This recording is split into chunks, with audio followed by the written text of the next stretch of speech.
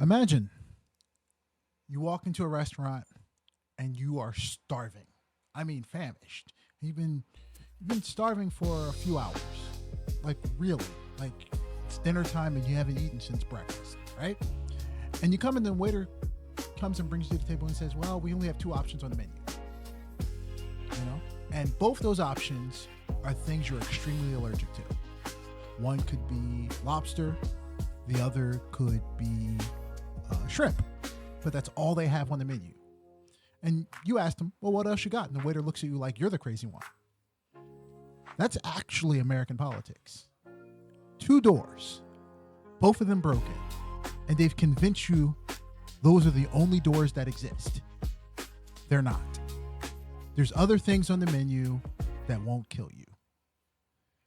There's a whole hallway full of doors, and today we're going to take a look at them, and we're going to walk through them. Open your eyes. Open your eyes. A whole hallway. For the last two episodes, we have talked about the monster and the jellyfish.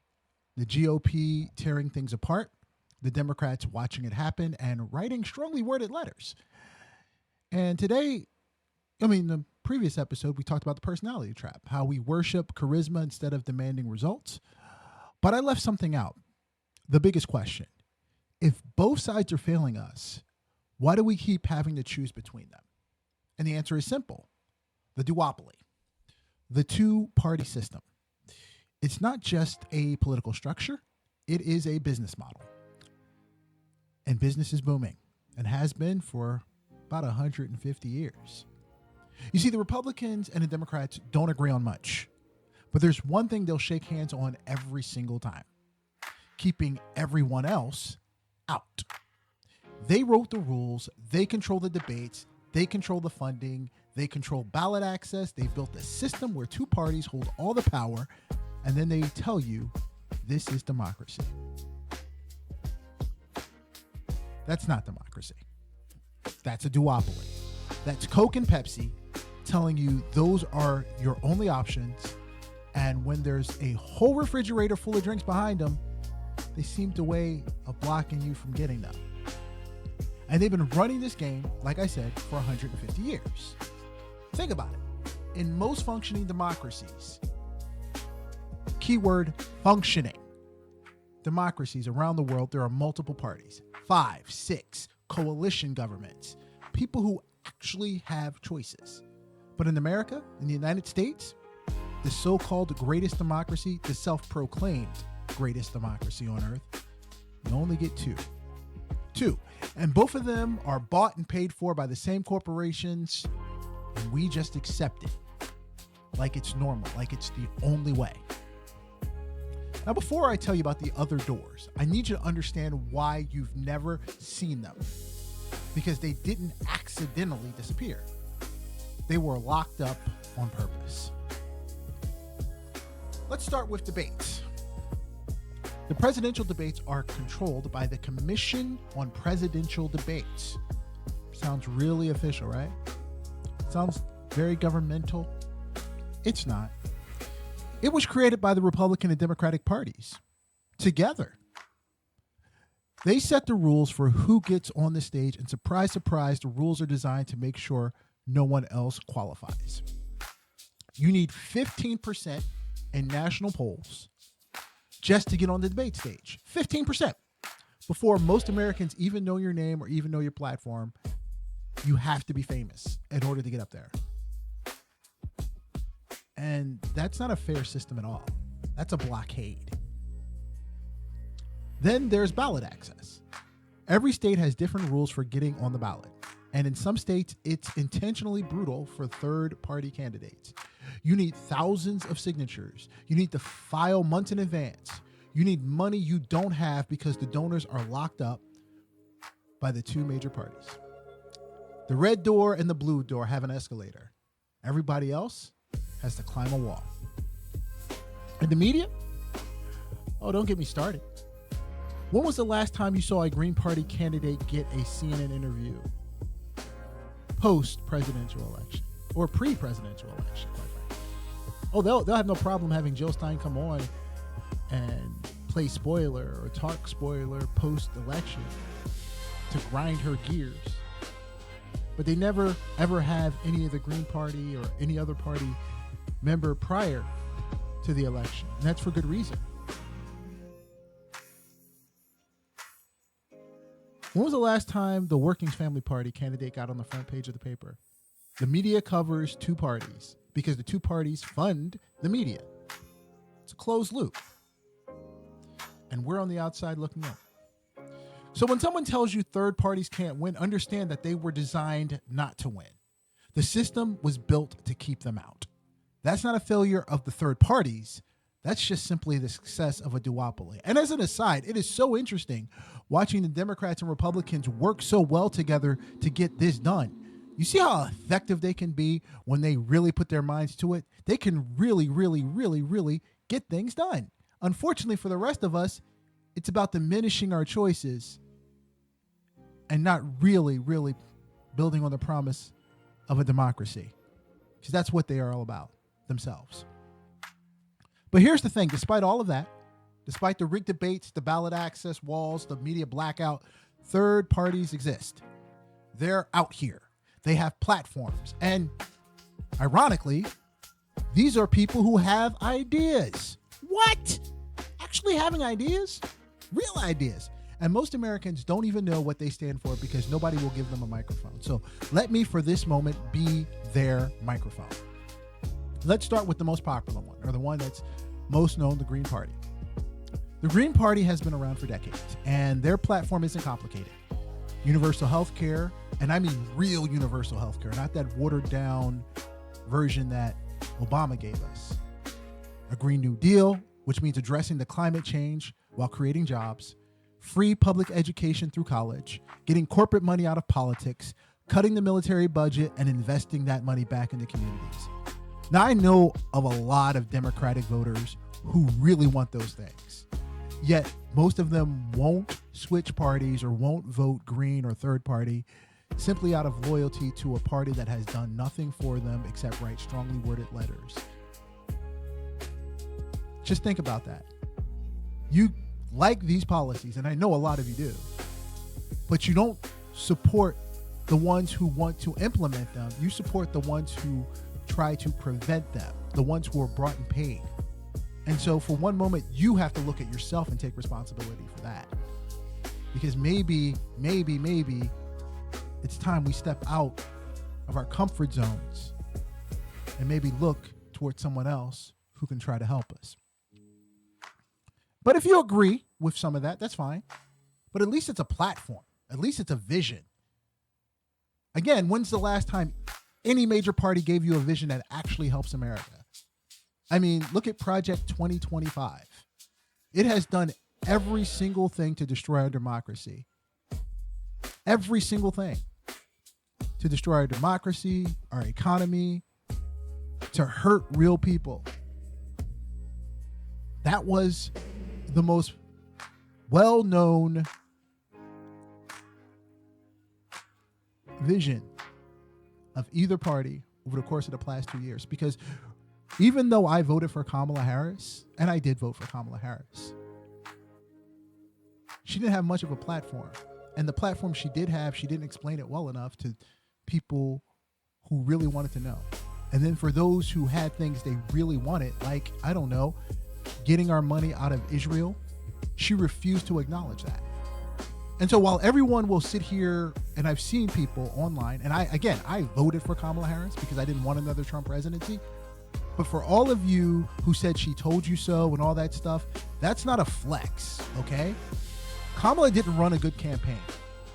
You can't tell me you're for the Democratic Party when you're standing next to or sitting next to Liz Cheney, campaigning with Liz Cheney, who voted 80% of the time with Donald Trump. That's who you want to side with. Come on, miss me with that. You can't go into Michigan with the Clintons, who helped take jobs, factory jobs, out of the state. Miss me with that.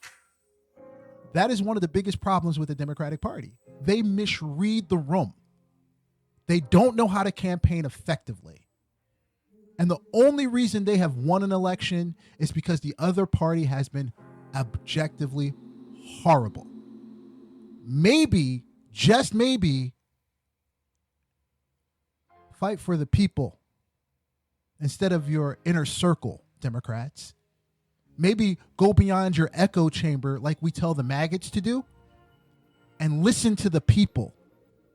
Stop with the word salad and give them substance. That's just an aside. Because the one thing I can say about these third parties is that they're consistent. They have platforms. They have philosophies. And they're consistent. Which brings me to the Libertarian Party. Now, I personally don't agree with the majority of what the Libertarian Party stands for. But here's what I respect. Something that I don't respect from Democrats at all is that the Libertarian Party is consistent. I don't like Rand Paul, and I know he's a Republican, quote unquote, but he basically is a libertarian. He's consistent. He doesn't like war, and he doesn't like overspending. That's been his philosophy. Their whole thing is individual freedom. Less government in personal life, less government in your business, less government, period. They want to end the war on drugs, something Democrats, once again, talk a lot about but never get done. They want to cut military spending. They want the government out of your bedroom, out of your wallet, and out of your way. Again, I don't agree with a lot of the things or a good portion of the things the Libertarians stand for, but it's a coherent philosophy. Again, something the Democrats do not have. And we know what the Republicans' philosophy is. It's not flip-flopping based on poll numbers. It's a set of beliefs. You can't one day be for Medicare for all when you're campaigning, and then the next day, well, I believe there should be more competition in healthcare. Who bought you? You can't for one moment say you want to end the wars and you want peace, and then the next day, Israel has a right to exist when nobody said they didn't. No one said Israel didn't have a right to exist. We simply said that Gaza and the Palestinians have a right to exist. I'm sorry. That's why Kamala lost. As an aside, and I keep going, she lost because she wouldn't listen to the people. She kept talking at them and not listening to them. And then every single one of these neoliberal hacks and their fans want to blame the voters for not showing up. And again, I voted for Kamala the same way I voted for Hillary, but it was a provincial vote. It wasn't a vote that I believed in, and it wasn't a vote I was fully behind, but it was the only vote I could cast. And I think people are tired of only two doors. Let's continue. Now let me talk about one that most people have never heard of, the Working Families Party. This one is interesting because they don't just run their own campaigns. They endorse and push progressive candidates within existing structures, which means if there is a progressive Democrat, they will support them. I respect this because the Green Party, the one thing I do not like about the Green Party is that they seem to go after the Democrats mostly in the general, and they don't play to both sides. Like if you're going to attack the candidates running for president, go after both. Don't just pick, the Democrats, because at that point you should have been doing that during the primary, not during the general. Like you're running for president, but you want to take out the Democrats, but you want to take out the Republicans. You're campaigning against both. That's why people incorrectly think the Green Party are put in position to ruin the Democratic Party. I don't believe that. I just believe your tactics are useless. It seems to me that you're afraid to go after the Republican Party, that you're afraid to call out the maggots, that you're afraid to go after Donald Trump. But then after Donald Trump gets elected, you get your backbone back and you go after him. But by that point, it's too late. And rather than trying to build a bridge and say, okay, we will drop out, but we want these concessions with the Democrats. Because at that point, you're trying to negotiate, but you don't even want to do that. So I have my issues with the Green Party in certain aspects. I agree with them philosophically, but in when you see the results of their actions and inactions during the general are resulting in Donald Trump being president again, I can't blame them fully. I think the Democrats brought it on themselves for not standing for anything. But this is what you get. Back to the Working Family Party. They push progressive candidates within existing structures, which means they will give the support to the lesser known candidate who happens to be progressive. They focus on working people, living wages, affordable housing, workers' rights, healthcare. They're in the trenches at the local level, which is what I respect most. Don't see a lot of Green Party in the local level. And they may be, but I always see every 4 years, the Green Party comes up for the presidential election. But are they in the local elections? Are they at the local levels affecting change in and around communities? Because that's how you lay a foundation for the future. Because that's where real change happens. Not just the flashy presidential stuff. It's in the ground game. And there are more parties. People's Party, the Forward Party, which is focused on breaking the two-party system itself through things like ranked choice voting and open primaries. There are parties and movements out there trying to actually fix the machine and not just operate it. But you wouldn't know any of that if you only watched a two-party show, because they don't want you to know. More options means less power for them. And power is the only thing they care about. Now, I know what some of y'all are thinking. Dude, this sounds nice. The third parties can't win. It's a wasted vote. And I get it. I get it. And especially out of the last 3 elections. I get it. I've heard that my whole life, but let me ask you, who told you that? How did we come up with that idea? The two parties who benefit from you believing it. The wasted vote myth is the single greatest piece of propaganda the Duopoly ever created. They convinced you that voting your conscience is throwing your vote away. Think about how insane that is in a democracy, right? The act of voting for who you actually believe in is called a waste. That should piss you off. But here's how we fix it. Ranked choice voting. And if you don't know what that is, let me break it down. Instead of picking one candidate, you rank them.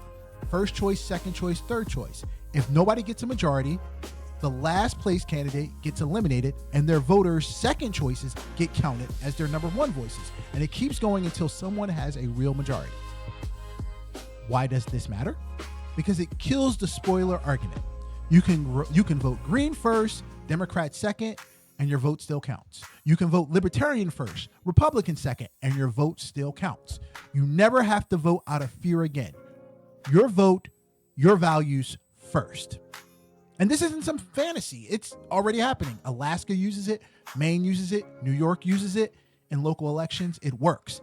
And it terrifies the two-party system because it takes away their biggest weapon, the fear of the other side.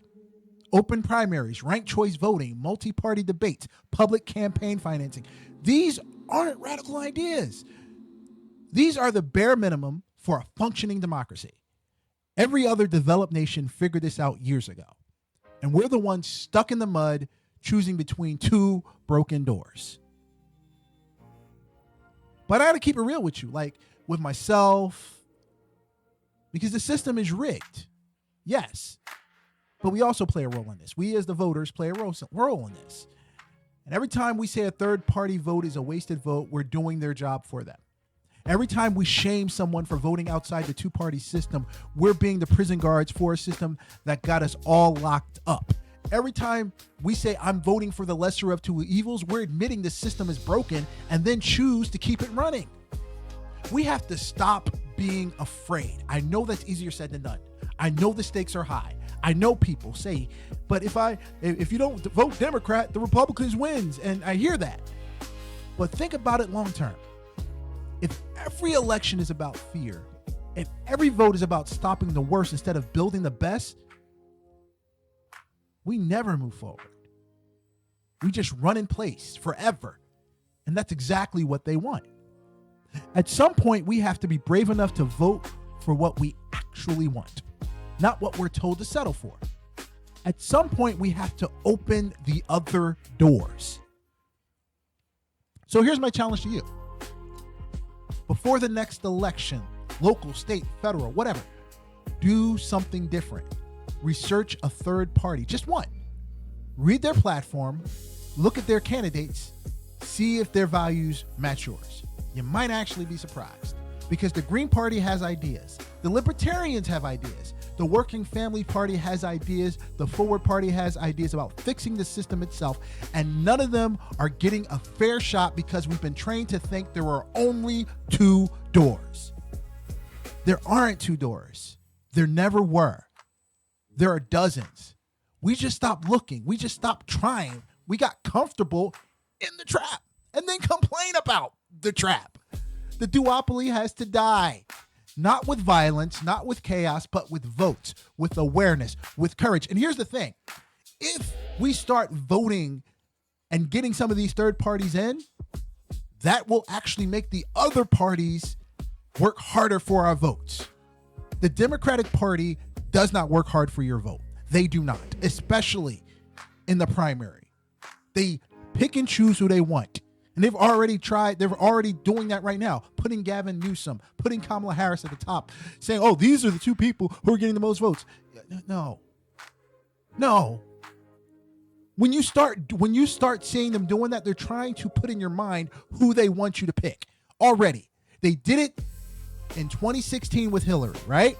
And then Bernie Sanders came along and young people gravitated to him. Why? Because he gave them something that Hillary refused to give them. Growth, opportunity, and hope. Hillary didn't offer hope. She didn't. No one shows me in her platform hope. I'll go one step further. Kamala didn't offer you hope. They voted on preventing the other side from getting elected. That's not hope. You know who ran on hope and won? President Obama. Did he fulfill all his promises? No. Did we get the hope we voted for? Nope. But he gave us hope. We thought for the first time in decades, since FDR, we were going to get a legitimate person in office who would be a force of change. But it was more of the same. And that's why things have to be different. There are more than two doors. What's happening right now, that's not democracy. It's a hostage situation. And I'm done being a hostage. Open every door. Explore every option. Vote your values, not your fears. And if they tell you it's a wasted vote, tell them the only wasted vote is one cast out of fear. And you can quote me on that.